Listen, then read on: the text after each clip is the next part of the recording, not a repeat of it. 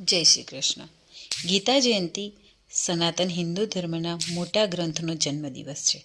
શ્રીમદ ભાગવદ્ ગીતા જીવનનો સાર છે. કૃષ્ણ ભગવાન અને અર્જુન વચ્ચે 5161 વર્ષ પહેલાં થયેલો સંવાદ અત્યારે આપણા ઘરમાં ભગવદ્ ગીતાજી સ્વરૂપે ઉપસ્થિત છે.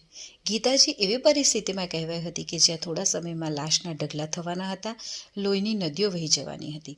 એટલી ભયંકર પરિસ્થિતિમાં બે સેનાની વચ્ચે ભગવદ્ ગીતા કહેવાઈ હતી.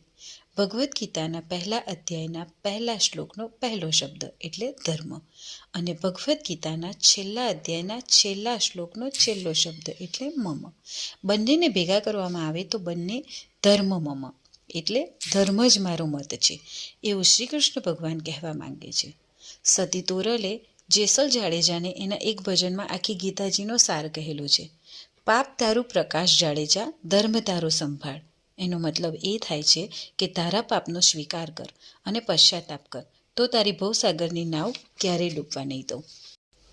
ભગવાને ગીતાજી કહેવા માટે યુદ્ધભૂમિ જ કેમ પસંદ કરી? કારણ કે ત્યારે અર્જુન મનથી સંપૂર્ણ હારી ગયો હતો. પોતાનાને પોતાનાની સામે જોઈને તૂટી ગયો હતો.